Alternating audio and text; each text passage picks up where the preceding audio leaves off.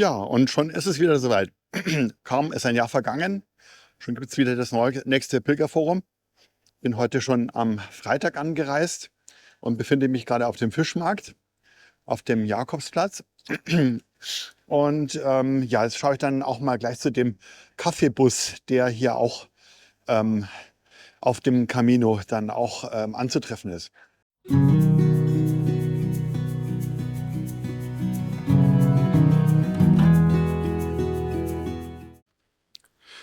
So, nachdem ich gleich die erste technische Panne hatte, eine Mikro ist ausgestiegen, jetzt nochmal der berühmte Kaffeebus vom Jakobsweg. Ja, mal so von vorne und man sieht auch die schöne Pilgermuschel und drinnen schaut es auch sehr gemütlich aus. Ja, und jetzt habe ich es tatsächlich geschafft. Ich bin jetzt auch in dem Kaffeebus mal drin und warte jetzt noch, bis ich bestellen kann und so, aber ich mache mal so einen kleinen Schwenk hier und zeig mal, was hier so geboten ist. Das war ein Wink mit dem Zaunfall. Er hat noch nicht bestellt. Was darf denn sein? Ja, darf ich dich filmen? Ja. Es kommt auf YouTube. Okay, okay. Ich würde einen kleinen Cappuccino nehmen, bitte. Cappuccino gerne. Kuchen für dich? Ja, was habt ihr? Apfelkuchen mit Vanilleeis-Sahne. Genau das. Super. Okay, also seht schon, wie das hier so zugeht. Und ja, so wunderschön eingerichtet hier. Ich war gestern Abend auch in dem Vortrag drin und das war auch sehr spannend. Die zwei haben auch ein Buch gerade veröffentlicht, das ich euch auch ans Herz lege. Das ist wohl sehr spannend, auch geschrieben und so. Und ja, jetzt genieße ich dann gleich meinen Kaffee. Ah ja, Moment, das Buch, genau, wird noch gleich promotet. Hier, das nennt sich Abgefahren. Vom Mut aufzubrechen und anzufangen. Guten Morgen. Heute ist Samstag, der 25. Oktober 2025 und ich habe jetzt gerade meinen Stand für das Pilgerforum in Nürnberg aufgebaut und dann zeige ich euch mal den Stand.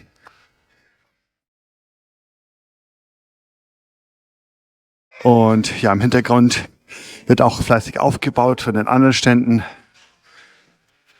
Ja, und dann schauen wir mal, was es auch heute bei den anderen Ständen dann so gibt.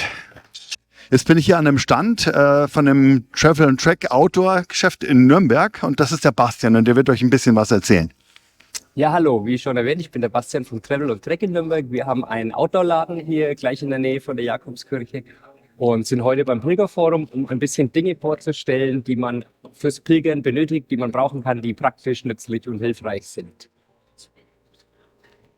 Genau, und wie ihr hier seht an der Figur von dem Pilger, ihr seht auch so einen Tracking-Schirm, wie ich ihn selber auch habe. Und den kriegt ihr dann auch in dem Laden von Bastian. Richtig. Und auch das andere Equipment, was ihr vielleicht auch noch so brauchen könnte auf dem Weg, ja. Genau, ja, du hast ja schon erwähnt, du hast den Schirm, glaube ich, mit Silberbeschichtung. Genau. Also so Schirme gibt es auch mit Silberbeschichtung, die oben dann auch noch UV-dicht sind, damit man auch im Sommer Schatten gespendet bekommt. Und das Lustige an dem ist, dass man den tatsächlich hier am Rucksack festmachen kann und die Hände sozusagen frei hat. Genau. Okay, dann, ja, wenn ihr heute noch beim Pilgerforum vorbeikommt, dann bekommt ihr noch einen Gutschein für 10 Euro. Schau mal, ich werde das Video allerdings erst später veröffentlichen. Ja, aber das ist eine Adresse in Nürnberg, die sich lohnt. Vorbeikommen. Genau. Und ich stelle dann auch die Adresse in die Beschreibung von dem Video dann. Vielen Dank. Okay, dann Adi. Okay, ciao. Hier ist der Stand Radpilgerwege und der Jürgen, der steht den Stand betreut, der hat ein ganz tolles Angebot. Also zum einen sind jetzt in den letzten Jahren 5000 Kilometer Radpilgerwege in Raum Süddeutschland eingerichtet worden. Und ja, und ich gebe euch dann auch ein paar Links zum Thema Radpilgern. Das ist ja auch immer ein großes Thema. Okay, jetzt haben wir hier hohe Prominenz auf dem Jakobsweg. Also wir sehen hier Barbara Massion und die Repräsentanten der Deutschen Jakobusgesellschaft. Und im Internet gibt es da auch eine sehr gute Homepage dazu, wo auch viele Termine und Informationen für Pilger sind.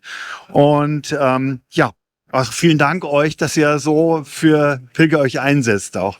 Servus, ich bin der AJ Gestonara aus Augsburg, stehe jetzt gerade hier am Infotisch von den Pilgerbegleiterinnen und Pilgerbegleitern, die in ganz Bayern tätig sind.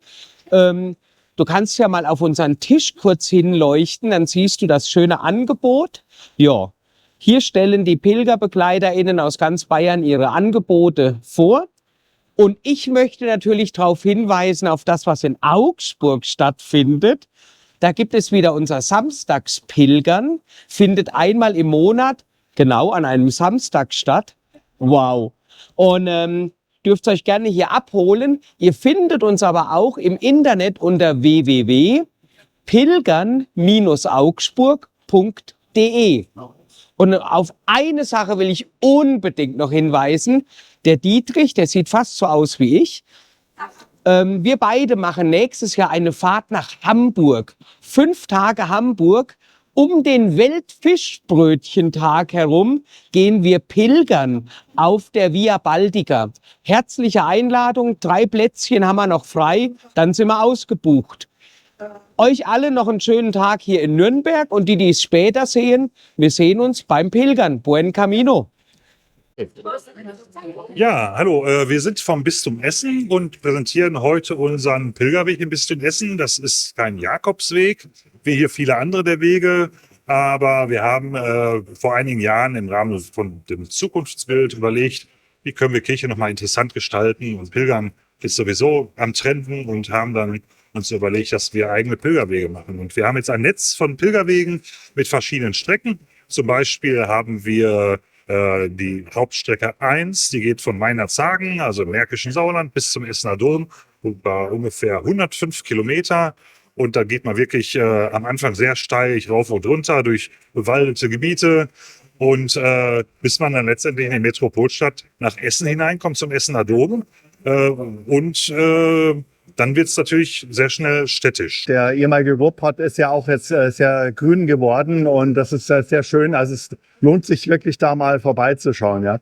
Ich habe ja vor 2 Jahren auch selber mal Urlaub da in NRW gemacht und war direkt am Jakobsweg in Neuss und so. Und also ist sehr zu empfehlen. Pilgern ist nicht immer in schöner Region.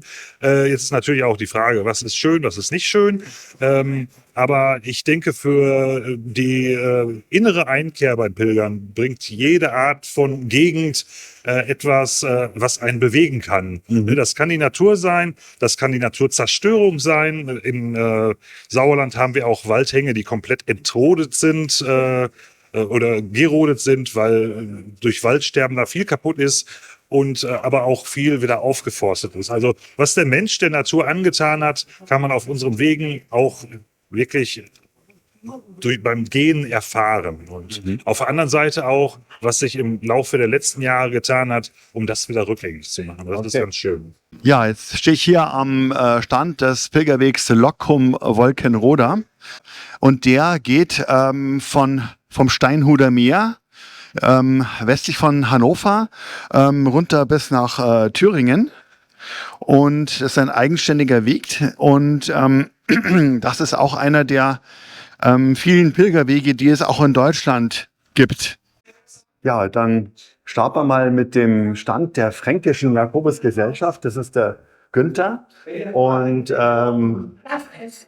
genau, er kann uns vielleicht ein bisschen was über die neue Pilgerherberge in Hof erzählen. Du hast mir vorhin schon was erzählt, was so das Besondere heißt bei der Das Besondere ist einmal, dass es in einem ehemaligen Klostergebäude untergebracht ist, die Herberge.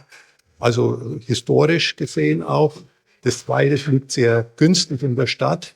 Also die Infrastruktur, dass man irgendwo essen gehen kann und was einkaufen kann, das ist alles vorhanden. Und das Allerbeste ist sicherlich, dass die Herberge ständig zugänglich ist, dadurch, dass im 50 Meter entfernten Alten- und Pflegeheim der Schlüssel für die Pilger ausgegeben wird. Und das Alten- und Pflegeheim ist ja immer besetzt, personell, sodass es also keine Anmeldung eigentlich erforderlich ist. Und es wird auch immer im Gästebuch sehr positiv hinterlegt oder geschrieben. Okay, ja, vielen Dank, Günther. Ja. Und ich muss sagen, ich habe selber auch einen Pilgerausweis in der Fränkischen Jakobusgesellschaft, den man sehr einfach von der Homepage bestellen kann. Und ja, ich bin auch bei dem Michael Thein in Bayreuth das erste Mal untergekommen, auf meinem allerersten Camino in Franken. Und ja, dann vielen Dank dir, Günther. Ja, der Michael Thein, das kann man noch sagen, das ist praktisch der Vater des Jakobsweges von Hof nach Nürnberg. Ah ja, genau. Ja, vielen Dank. Ja, Ja, bitte. Wir schauen jetzt Es sind- einfach 30 Kilometer 15 Mal verlaufen. Regen, Wetter und Hagel. Genau. Ja, die der Damen repräsentieren den Stand deutschlandpilger.de und werden uns jetzt auch ein bisschen was erzählen dazu. Ja, gerne. Also wir sind immer mit ganz vielen Leuten im Team, deswegen ist das so wichtig. Hier stehen jetzt nur 3 von den Leuten, die ihr trefft, aber wir sind etwa 60 Ehrenamtliche, die begleitet Pilgern anbieten, die alle geschult sind und tolle Leute. Genau. Gut. Jan, du hast mir was erzählt von einer Tour durch Deutschland, auf Nord-Süd-Richtung. Ja, genau. Also angefangen hat das Pilgerprojekt, da haben wir uns kennengelernt dabei auch. Da habe ich einfach mit einem Freund, hatten wir die splinige Idee, dass wir einmal von Nord nach Süd pilgern wollen. Und dann haben wir das 2020 fertig gehabt, wäre alles schön gewesen. Und dann sind wir halt 2021 gegangen und wir sind wirklich in Schleswig gestartet und sind alle Etappen, da haben wir uns kennengelernt zwischen Coburg und Schwabach, Ulm und sind dann bis Kloster Einsiedeln in der Schweiz. Und wir hatten eine Sondererlaubnis vom Kieler Landtag, dass wir im April starten durften. Da war ja noch Corona, da war noch gar niemand geimpft in Deutschland. Das muss man sich mal vorstellen, ja. Die Impfdebatte hatte noch nicht begonnen. Und dann hatten wir vom Kieler Landtag die Erlaubnis, dass wir eine Sportgruppe sind, damit wir uns draußen bewegen dürfen und dass wir eine geistliche Gruppe sind, dass wir in Kirchen dürfen. Ich fand das so wunderbar. Und dann sind wir da durchgelaufen. Genau. Und dann haben wir damals, weil es so schön war, haben wir gedacht, okay, den Aufwand kriegen wir nicht jedes Jahr hin. Und haben aber für 2023 eine Pilgertour konzipiert mit 37 Tagen von Bremen über Osnabrück und Münster auf der Friedensroute dann auch, über Köln, war ja auch ein Highlight, nach Trier. Und dieses Jahr eine Fahrradtour haben wir zum ersten Mal ausgetestet von Stettin durch das untere Odertal, ein Naturschutzgebiet, traumhaft, nach Berlin, waren dann absolut geflasht von der Gastfreundschaft der Leute bis nach Wittenberg. Sowas habe ich noch nicht erlebt. Willst du eine Geschichte hören? Gerne. Da kommen wir nach Kropstedt. Ich glaube, keiner kennt Kropstedt. Ein Tagesmarsch außerhalb von Wittenberg, kleiner Ort, Geschäftsleerstand, braune Häuser. Du kommst rein und denkst, okay. Dann gehst du in die Kirche, machst deinen Abendabschluss. Und dann kommen die und sagen, bei uns gibt es nichts zu essen und keine Herberge. Und wir wollen gastfreundlich sein. Ihr holt jetzt nicht einen Pizzabringdienst, sondern wir grillen für euch. Salate stehen schon. Und ihr dürft nicht im Gemeindehaus auf Isomatten schlafen. Um 8:30 kommen 5 von unseren Freunden. Die haben schon jeweils 2 Betten bezogen. Da liegen die frischen Handtücher. Ihr müsst da im Haus schlafen. Und am nächsten Morgen wieder ein Frühstück im Freien. Ich habe sowas noch nie erlebt. Und diese Menschen in Kropstedt, ihr seid wunderbar, ehrlich. Genau, jetzt ist dann auch öffentlich für die ganze Welt quasi. Ja. Und dann ist die Heidrun, hat die Tage geleitet.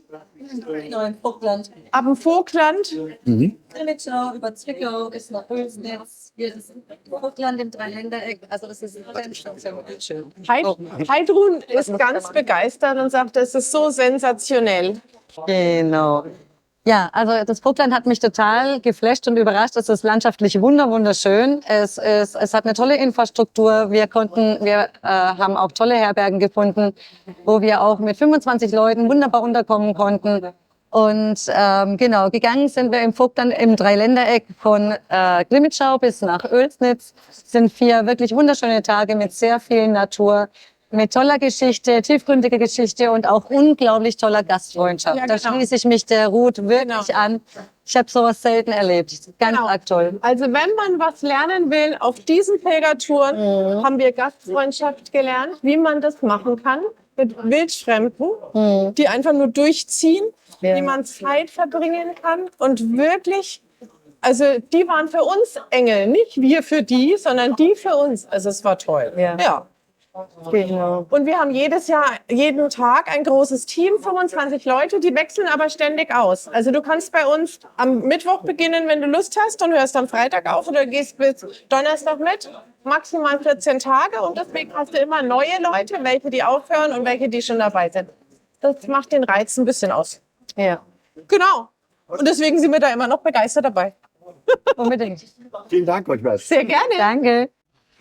Ja, hier sehen wir den Stand des Jerusalemwegs und hier ist gleich mal etwas auch dazu hören.